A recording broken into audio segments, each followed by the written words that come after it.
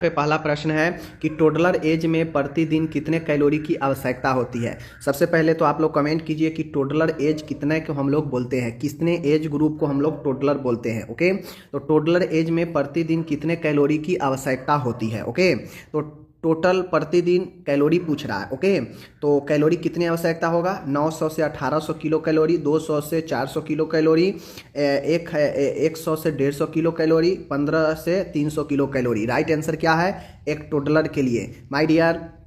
एक टोडलर यहाँ पे आप लोग को बता दूं कि जो टोडलर होता है, टोडलर के लिए 1000 से लेकर 1500 किलो कैलोरी जो है महत्वपूर्ण होता है। सॉरी, 15000 नहीं, 1500 किलो कैलोरी जो है टोडलर एज ग्रुप में काफ़ी महत्वपूर्ण होता है बच्चे के लिए।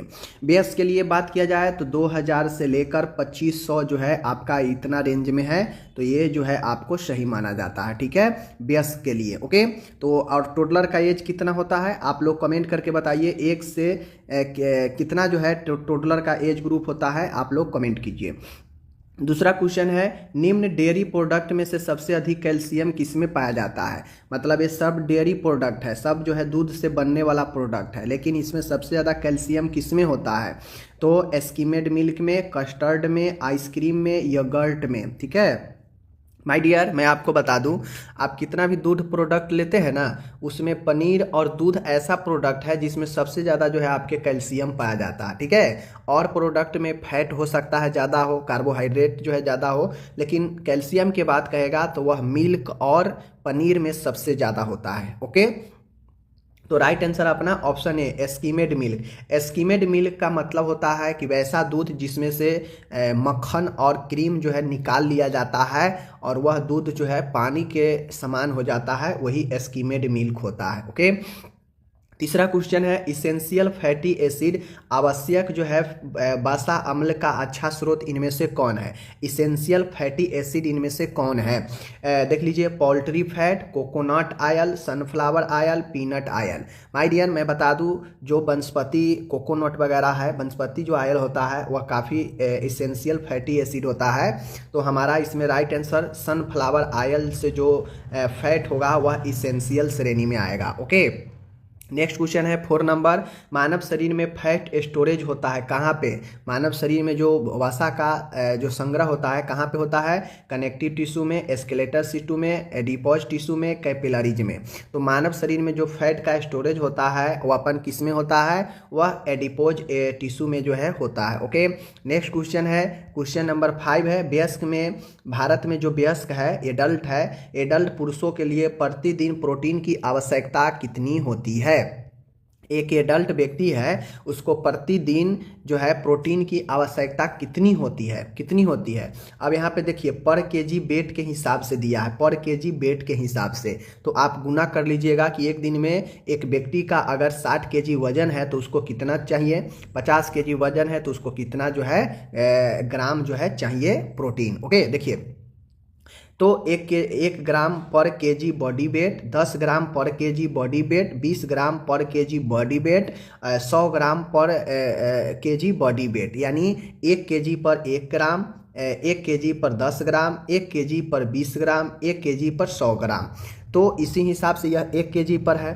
तो अगर आप कोई व्यक्ति जो है 65 केजी का वजन वाला है, बॉडी वेट भार उसका 65 केजी है, तो उसका जो है प्रोटीन कितना आवश्यकता होगा प्रतिदिन, तो 65 केजी है, तो राइट आंसर इसका 1 ग्राम केजी होगा। ऑप्शन ए राइट ए होगा। ठीक है ना, तो 65 केजी वाला को प्रतिदिन 65 केजी चाहिए। ओके, इस हिसाब से गुना भाग लगा लीजिएगा।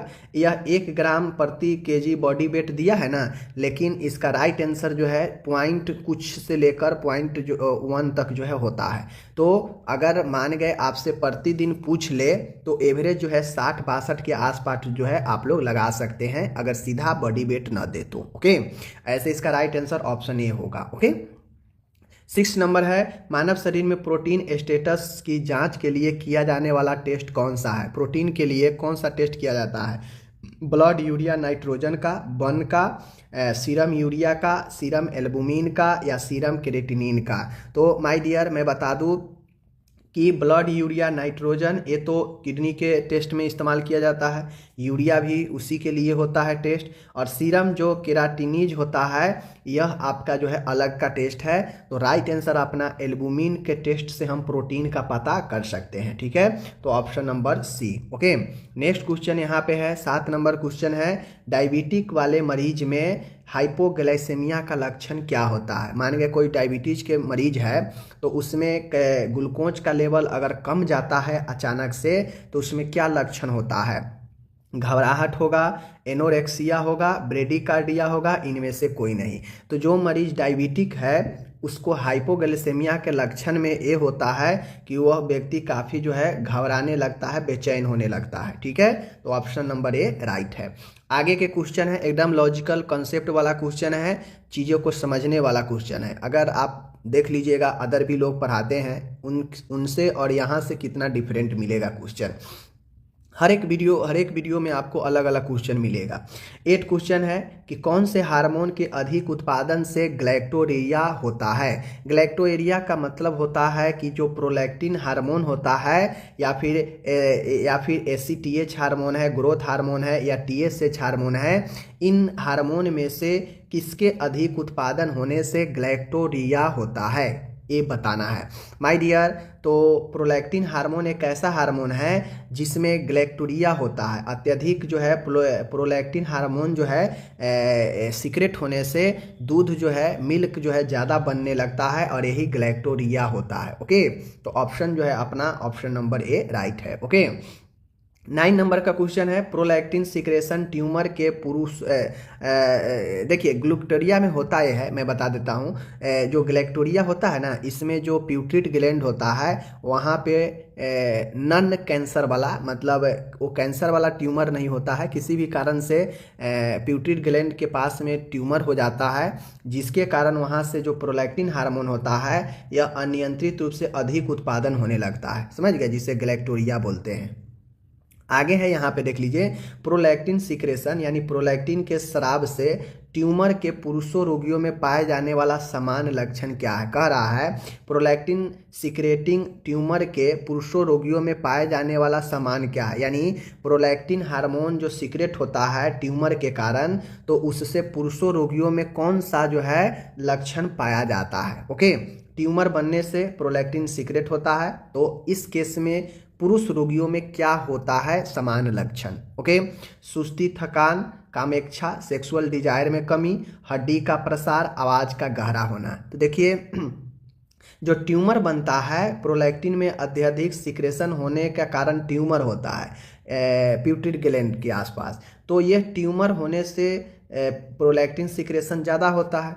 तो पुरुषों में अगर प्रोलैक्टिन की मात्रा अगर बढ़ जाता है तो इससे पुरुषों की जो कामेच्छा होती है, सेक्सुअल समस्या जो है होता है, ठीक है, इसमें कमी आ जाती है। आगे बढ़ते हैं, 10वां क्वेश्चन है, हाइपोफाइसेक्टोमी का समान कॉम्प्लिकेशन क्या है। हाइपोफाइसेक्टोमी का मतलब होता है कि जो प्यूट्रिट ग्लैंड है उसको जो है निकालना सर्जरी के द्वारा। ओके, तो हाइपोफाइसेक्टोमी का समान कॉम्प्लिकेशन क्या होता है, एक्रोमेगली, कुशिंग सिंड्रोम, मधुमेह, मेलिटस, हाइपोप्यूटरिज्म, ठीक है। तो हाइपोफाइसेक्टोमी का कॉम्प्लिकेशन ये होता है hypopituitarism. Hypopituitarism is the complication of hypophysectomy. Okay, याद रखिएगा। 11 क्वेश्चन है, कुशिंग डिजीज का लक्षण क्या है। कुशिंग सिंड्रोम होता है, आप लोग को पता होगा कि चेहरा का पुफिनेस हो जाता है, समझ गए ना। तो कुशिंग डिजीज का लक्षण क्या होता है, वजन कम होना, पतली नाजुक त्वचा होना, हाइपोटेंशन, पेट का समस्या। तो कुशिंग डिजीज का एक महत्वपूर्ण लक्षण त्वचा से संबंधित रोग हो जाता है, तो पतली और नाजुक त्वचा is the right answer. Okay, आगे है 12 नंबर का क्वेश्चन है कि स्त्री में देख लीजिए पेरीमेनोपॉजल या मेनोपॉजल सिंड्रोम में निम्न हार्मोन की कमी हो जाती है। आप पहले ये समझिए मेनोपॉज क्या होता है, पेरीमेनोपॉजल क्या होता है। मेनोपॉज वो होता है जहाँ पे एक समय पूरा हो जाता है महिला का 45 से 50 वर्ष का, उस अवस्था में वह जो है मासिक धर्म वहाँ पे बंद हो जाता है, तो वो मेनोपॉज होता है। पेरीमेनोपॉजल का मतलब होता है कि समय से पहले जो है मेनोपॉज का स्थिति आ जाना, यानी इसका लिए जो समय बनाया गया है वह लगभग 45 से 55 साल बनाया गया है। इस बीच में एक महिला में समय के साथ जो है ये आ जाता है, जिसमें रजनों जो मेंसेज होता है वो बंद हो जाता है, जिसके बाद बच्चा जन्म देना भी महिला बंद कर देती है, गर्भ रखना, ठीक है। लेकिन ये पेरीमेनोपॉजल का मतलब होता है कि इस समय से पहले ही अगर किसी में मासिक धर्म आना बंद हो जाए तो वो पेरीमेनोपॉजल होता है। और इसमें होता ये है किस हार्मोन की कमी से समस्या होता है। तो देखिए, जब एज के साथ महिला आगे की तरफ बढ़ती है तो उसका जो ओवरी है जो सीक्रेट करता है हार्मोन को, ठीक है ना, तो वो क्या करता है कि धीरे धीरे उस हार्मोन में अनियमितता आ जाता है, कमी आ जाता है, जिसके कारण मासिक धर्म जो है बंद होने लगता है महिला का। ओके, तो वह कौन से हार्मोन होता है? Progesterone, estrogen, prolactin hormone and oxytocin hormone. कौन हार्मोन है जो महिला के मासिक स्राव में महत्वपूर्ण भूमिका निभाता है? ठीक है, तो देखिए, भूमिका तो दोनों गर्भ में निभाता है, गर्भ के लिए दोनों महत्वपूर्ण होता है, बट अगर आपसे पेरीमेनोपॉजल अगर पूछ देगा तो estrogen is the right answer. ठीक है, एस्ट्रोजन। ओके, याद रखिएगा। ठीक है, आगे बढ़ते हैं। 13 का क्वेश्चन है, निम्नलिखित में से कौन सा सामुदायिक स्वास्थ्य नर्सिंग में होम विजिट का प्राथमिक उद्देश्य नहीं है? अब यहाँ पे क्वेश्चन देखिए, नहीं है। अगर है रहता, अगर पूछता तब तो मैं कह देता कि हाँ कौन जो है होम विजिट का उद्देश्य है, लेकिन यहाँ पे पूछा है नहीं है, तो मतलब 3 गो होगा, एक ऐसा है जो नहीं होगा, तो नहीं होने वाला। देखिए, संभावित स्वास्थ्य समस्याओं की शीघ्र पहचान और हस्तक्षेप प्रदान करना, तीव्र देखभाल सेवाएं प्रदान करना, स्वस्थ व्यवहार और रोग की रोकथाम को बढ़ावा देना, परिवारों को सहायता और शिक्षा प्रदान करना। तो आप लोग खुद बताइए, जो लोग को कंसेप्ट क्लियर होगा वो आराम से जो है चीज़ों को बता देंगे, समझ गए। अब जो जिनका थ्योरी कमज़ोर होगा, जो ये चीज़ समझेंगे नहीं कि होम विजिट क्या होता है, तो उनके लिए क्वेश्चन, या फिर उनको ये नहीं पता होगा कि होम विजिट का क्या उद्देश्य है, क्या प्रिंसिपल है, तो फिर ये घूमते रह जाएंगे, समझे नहीं होंगे तो। लेकिन ये चारों ऑप्शन जो है आपके होम विजिट से रिलेटेड जो है दिए गए हैं, इनमें से एक ऐसे ऑप्शन है जो नहीं है, इसका उद्देश्य लक्ष्य नहीं है होम विजिट का। देखिए, संभावित स्वास्थ्य समस्याओं की शीघ्र पहचान और हस्तक्षेप करना, इंटरवेंशन करना। तो ये बातें सही है कि कोई भी स्वास्थ्य समस्या है उसको पहचान करना, उसका हस्तक्षेप करना, होम विजिट के माध्यम से सामुदायिक स्वास्थ्य नर्स से जो है ये काम करती है, तो ये बातें सही है। तीव्र देखभाल जो है सेवाएं प्रदान करना, तो कभी भी ये कहा जाता है कि नर्स को तेजी से काम हड़बड़ करके नहीं करना चाहिए, तो ये अपन गलत हो जाएगा। ओके, उसके बाद देखिए, स्वस्थ व्यवहार और रोग की रोकथाम को बढ़ावा देना, यानी लोगों में स्वस्थ व्यवहार और रोग की रोकथाम को बढ़ावा देना, ये भी बातें सही है, नर्स के द्वारा किया जाता है होम विजिट में। परिवारों को सहायता करना, शिक्षा प्रदान करना, ये भी बातें सही है। तो ए सही है, तो अपन गलत ए हो गया, तो ये ऑप्शन नंबर बी राइट है। ये सब समझने वाला क्वेश्चन है। आगे पढ़ते हैं। देखिए, क्वेश्चन क्या कह रहा है, हेपेटाइटिस सी के संचरण को रोकने में कौन सा हस्तक्षेप सबसे प्रभावी है? कहने का मतलब है कि हेपेटाइटिस सी के फैलने को रोकने में कौन सा हस्तक्षेप यानी किया गया काम सबसे प्रभावित होगा, समझ गए। ये पूछ रहा है। हेपेटाइटिस सी टीकाकरण, उच्च जोखिम वाली आबादी के लिए एंटीवायरल प्रोफिलैक्सिस, समान आबादी में नियमित लीवर का जो है कार्यान्वयन परीक्षण, ब्लड ट्रांसफ्यूजन के सुरक्षित अभ्यास और ड्रग उपयोगकर्ता के लिए हानि कम करने की रणनीति। तो माय डियर, राइट आंसर जो होगा आपको पता है कि हेपेटाइटिस सी जो है फैलता है। देखिए, यहाँ पे क्या कह रहा है, हेपेटाइटिस सी के संचरण यानी कम्युनिकेशन यानी फैलने से रोकने में कौन जो है किया गया काम सबसे प्रभावी होगा। तो माय डियर, हेपेटाइटिस सी का टीकाकरण, मान गए टीकाकरण दे देंगे, ठीक है, टीकाकरण दे दिए, लेकिन किसी संक्रमित व्यक्ति का ब्लड ट्रांसफ्यूजन वह टीका जो ले चुका है उसको कर देंगे, तो क्या वो टीका उसके लिए प्रभावी रहेगा? नहीं रहेगा। तो ये कोई महत्वपूर्ण नहीं हुआ, समझ गए। उच्च जोखिम वाले आबादियों के लिए एंटीवायरल प्रोफिलैक्सिस चलाना। अब ऐसा नहीं है कि जिस आबादी में जोखिम ज़्यादा है वहाँ पे हम एंटीवायरल प्रोफिलैक्स चलाएंगे, तो एक को देंगे तो सबके ठीक हो जाएगा। ये भी प्रभावी जो है काम किया गया नहीं है, लेकिन ब्लड ट्रांसफ्यूजन के सुरक्षित अभ्यास और ड्रग उपयोगकर्ता के लिए हानि कम करने की रणनीति, यानी कहने का मतलब है कि ब्लड सुरक्षित तरीके से चढ़ाने के लिए अगर अभ्यास किया जाएगा, उसमें बताया जाएगा कि किसी संक्रमित व्यक्ति का ब्लड किसी स्वच्छ व्यक्ति में नहीं डालना है, तो ये बातें बिल्कुल जो है अपना सही हो जाएगा। ओके, तो ऑप्शन नंबर डी हमारा सबसे प्रभावी होगा। 15 क्वेश्चन है, एक बच्चे द्वारा वृत्त की नकल कितने औसतन आयु में कर लिया जाता है? तो एक बच्चा जब एज आगे बढ़ता है धीरे धीरे, तो देखिएगा उसको जब पढ़ाने लगिएगा तो लगभग जब वो 4 वर्ष, 2 वर्ष, 3 वर्ष, 5 वर्ष, बच्चा जब लगभग 3 वर्ष का हो जाता है तो जाके वह एक अच्छे से वृत्त का रचना जो है वो करने लगता है, नकल करने लगता है। ओके, नेक्स्ट क्वेश्चन है 16 नंबर, दांतों के नियमित सफाई और फ्लॉसिंग सहित दांतों की स्वच्छता का महत्वपूर्ण है। क्यों महत्वपूर्ण है? दांतों का सफाई और फ्लॉसिंग सहित अन्य जो साफ सफाई स्वच्छता है दांतों का, वह क्यों महत्वपूर्ण है? यह दांतों को तेज करने में मदद करता है, इसका कोई मतलब नहीं है। यह दंत क्षय और मसूड़ों की बीमारियों को रोकने में मदद करता है, ये बात सही है। यह आत्मविश्वास और व्यक्तित्व को बढ़ाता है, ये बात गलत है। दांत से आत्मविश्वास को क्या लेना देना है? यह एक धार्मिक प्रथा है, तो ये भी गलत बात है। तो अपना ऑप्शन नंबर बी राइट है। इससे साफ सफाई इसलिए करना चाहिए ताकि जो दंत क्षय होता है, जो मसूड़ों में बीमारी लगता है, उससे रुकावट होगा। ओके, 17 नंबर का क्वेश्चन है, जो भी क्वेश्चन अच्छे हैं। बच्चों के किसकी रक्षा के लिए बाल चिकित्सा नर्सिंग देखभाल में गोपनीयता महत्वपूर्ण है? कह रहा है कि बच्चों के किसकी रक्षा के लिए जो पीडियाट्रिक नर्सिंग केयर है उसमें गोपनीयता यानी सीक्रेट महत्वपूर्ण है। किस देखभाल में?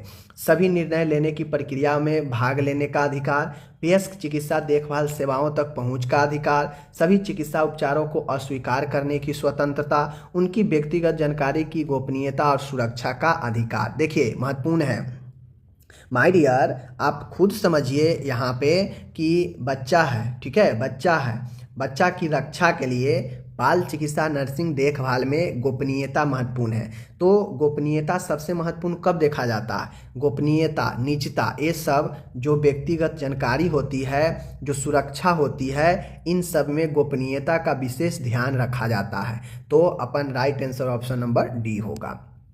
18 नंबर क्वेश्चन है, अचानक, गंभीर और लगातार पेट दर्द से पीड़ित महिला को निम्न में से किसका अनुभव हो सकता है?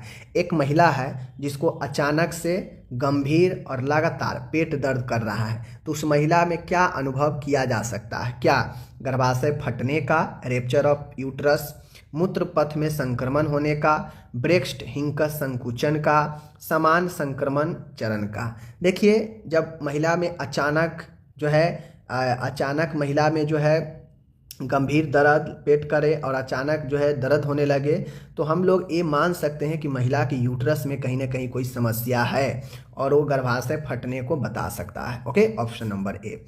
आगे हम लोग यहाँ पे बढ़ते हैं। 19 नंबर क्वेश्चन है, बालों की स्वच्छता का महत्व निम्न में से किसकी क्षमता में निहित है? कहने का मतलब है कि जो बालों की स्वच्छता है उसका महत्व निम्न में से किसकी क्षमता के अंदर आता है? खोपड़ी के संक्रमण के जोखिम को कम करने और खोपड़ी के समग्र स्वास्थ्य को बढ़ावा देने। क्या ये बालों के स्वच्छता से संबंधित है?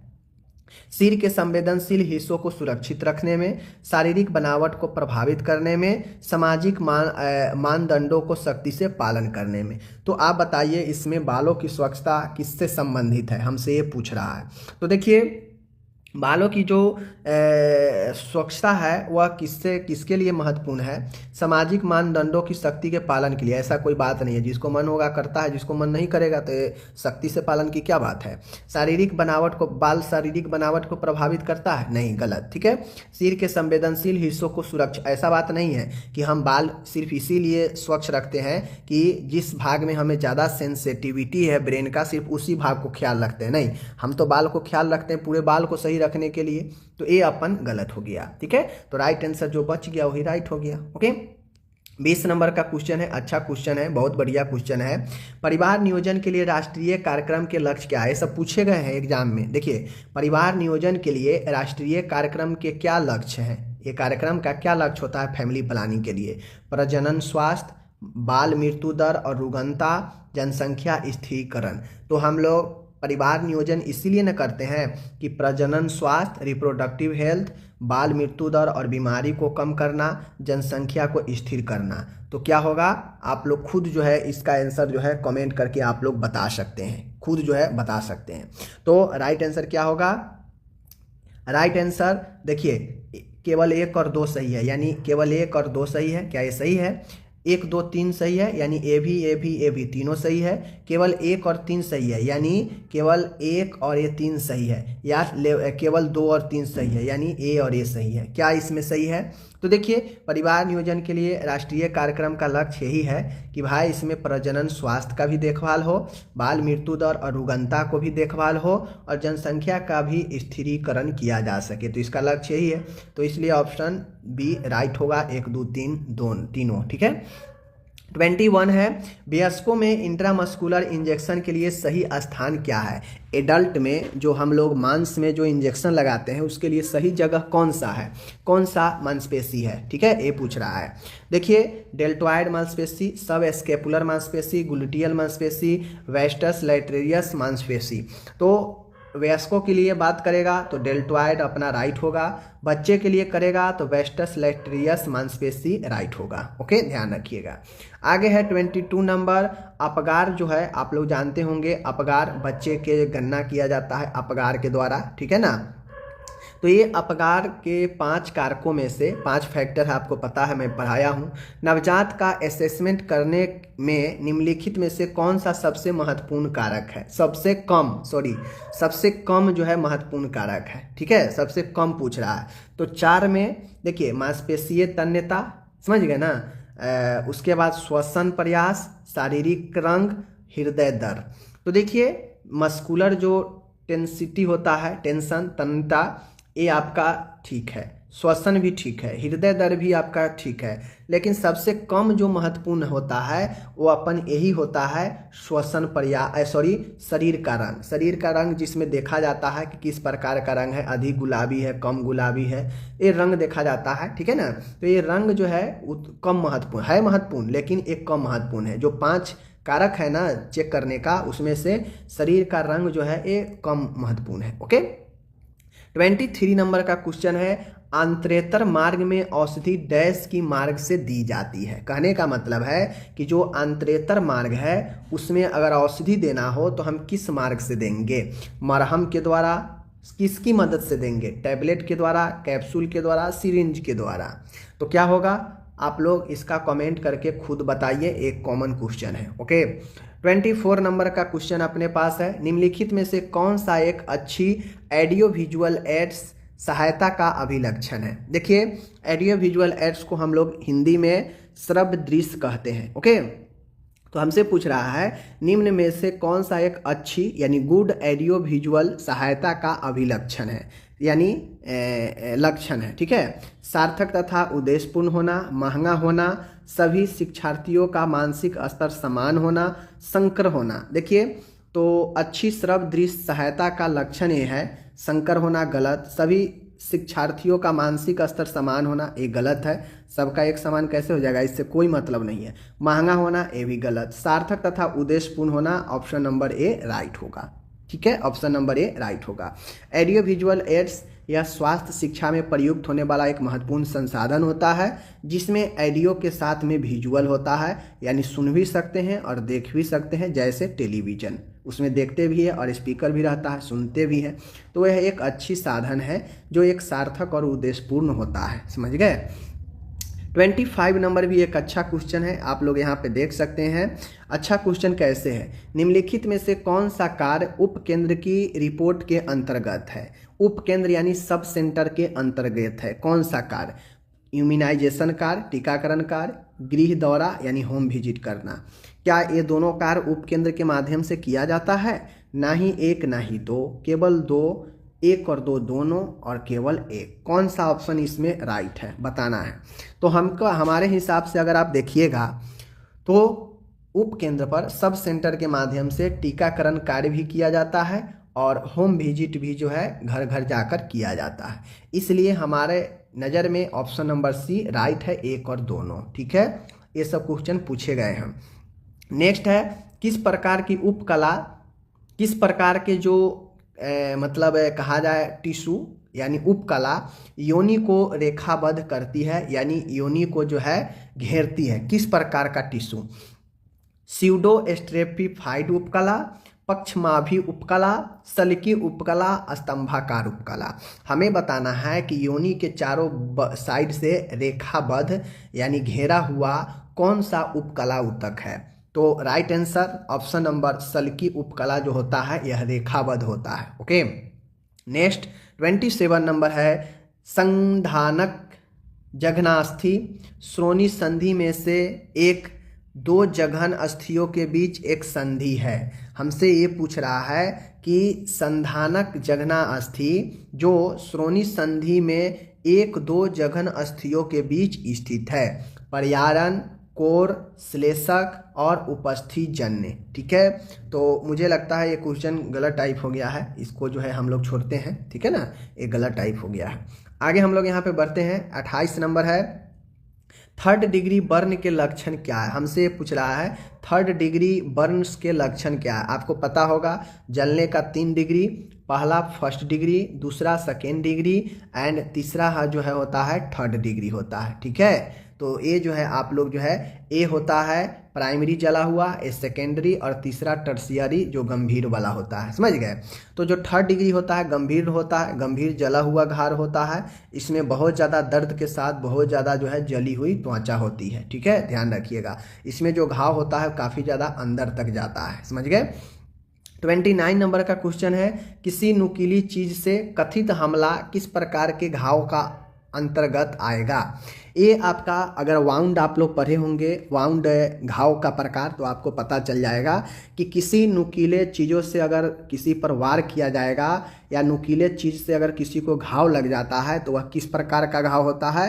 ये हम अपने नर्सिंग ज्ञान पर अच्छे से थ्योरी में पढ़ाए हुए हैं।